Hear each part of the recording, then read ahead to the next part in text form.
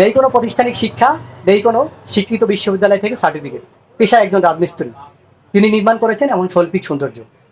মোহাম্মদ নোমান, তিনি কিভাবে এই শৈল্পিক সৌন্দর্য নির্মাণ করলেন, আজকে আমরা এই নোমান ভাই কাছ থেকে আসলে এই বিষয়টি আমরা আজকে শুনবো। আসসালামু আলাইকুম। আসসালামু আলাইকুম সালাম। আসসালামু আলাইকুম। এটা ছোটবেলার থেকে তো আমি এই কাজের সাথে জড়িত, কি কাজে? এই বিল্ডিং নির্মাণ কাজের সাথে। মানে ছোটবেলা থেকে আপনি রাজমিস্ত্রি কাজ? আমি রাজমিস্ত্রি। তো আমার কর্মজীবনটাই মানে এই রাজমিস্ত্রির সাথেই জড়িত ছিলাম।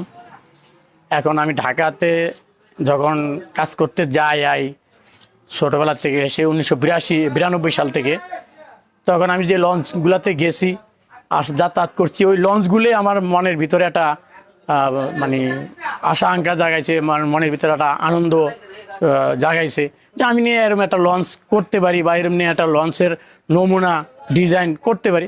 কারণ আমি এই কাজের ফাঁকে ফাঁকে একটু একটু করে সময় দিয়ে চেষ্টা করে দেখলাম যে আমার চেষ্টাটা কি আসলে সফল হবে কি না। আল্লাহর হুকুম মতন হয়তো বাবা আমার দোয়া, 5 জনের দোয়া আমি জিনিসটা করেছি। সবার কাছে একটু ভালো লাগছে, সবার থেকে এই ভালোবাসাটা পেয়েছি, আমার কাছেও ভালো লাগছে। এটা আমার মন থেকেই মানে নিজেই ডিজাইন করা, নিজেই নকশা করা, নিজেই জিনিসটা করা নিজের মন থেকে।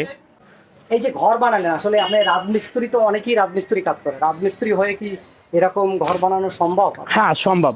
এর চেয়ে আরও উন্নত মানেরও বানানো সম্ভব, আমিই পারবো ইনশাআল্লাহ। মানে এই যে শোলা দিয়ে বানানোর এই আইডিয়াটা মাথায় আসলো কিভাবে? এটা আসলো মানে আমি এই সর্বপ্রথম ঢাকা বসুন্ধরাতে আমি একটা ঘর করেছি 9 তলা।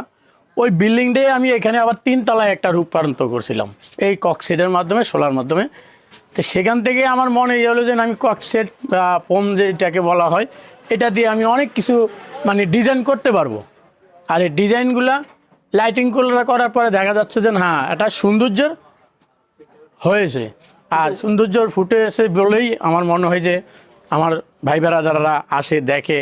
আপনি যে আপনার বাড়ি ভোলা দ্বীপ জেলা, এই ভোলা, এই যে লঞ্চ কিভাবে নির্মাণ করলেন? আসলে লঞ্চ তো কখনো রাজমিস্ত্রির কাজ না। না, লঞ্চ আসলে রাজমিস্ত্রির কাজ না, কিন্তু আমি নিজে থেকে যখন ঢাকা যাতায়াত করতাম তখন লঞ্চে তো যাতায়াত করতাম না। আমাদের তো ভোলা বরিশাল কোনো বা ভোলা ঢাকা কোনো সড়কপথ নাই, আমরা লঞ্চে যাতায়াত করতাম। তো লঞ্চের কাজগুলোই আমি নজরে রাখছি। এই ওয়াশরুম থেকে শুরু করে আর যা আছে একটা লঞ্চে কি কি প্রয়োজন হয়, যেন একটা ঘরের যা প্রয়োজন হয় ঠিক একটা লঞ্চেরও তাই প্রয়োজন হয়। আপনি এই লঞ্চটির নাম দিয়েছেন এমবি নয়ন এক, কারণ কি? এটা আমার ছেলের নাম, এমবি নয়ন। অর্থাৎ লঞ্চের নাম হলো এমবি নয়ন, আমার ছেলের নাম হলো মোহাম্মদ নয়ন। এই হিসাবে আমি আমার ছেলের নামের উপরে নামকরণ করেছি এমবি নয়ন। মানে ভবিষ্যতে কি আপনি স্বপ্ন দেখেন এরকম লঞ্চ নিজে কখনো? যদি আমার মালিক আমাকে এরকম স্বপ্ন দেখায় আমি অবশ্যই দেখব। মানে এত সুন্দর এই যে প্রত্যেক 4 তলা বিশিষ্ট এই যে লঞ্চটা, আসলে এই লঞ্চটা আপনি কতদিন সময় লাগছে আপনার এটা বানাতে? আমি এটা তো অল্প অল্প করে মন থেকে আইডিয়া করতে করতে বানিয়েছি, তাতে আমার প্রায় 3 মাসের মতো সময় লাগিয়েছে। যে সব কিছু কন্ট্রোল করে আনতে আমার 3 মাসের মতন সময় লেগেছে। মানে এটা বানাইতে 3 মাস সময় লাগছে? হ্যাঁ, 3 মাস সময় লাগিয়েছে। বাড়ি না লঞ্চ? লঞ্চ।